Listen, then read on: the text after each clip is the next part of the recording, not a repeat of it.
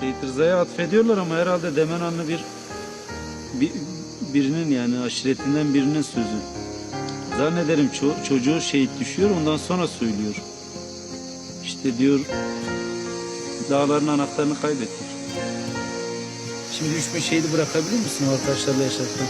Halkı bırakabilir misin? Ciddi anlamda dost olanı, soyut bir halk kavramı olarak söylemiyorum. Bu coğrafyayı bırakabilir misin? Meşe Ağacı her yıl bizsiz açacak. Şimdi onu bırakabilir misin?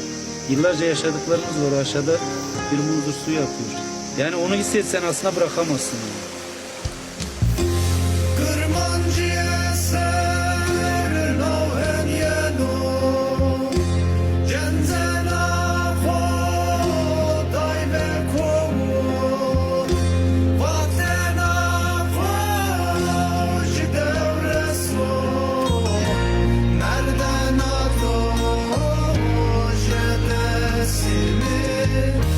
Adı Hasbeni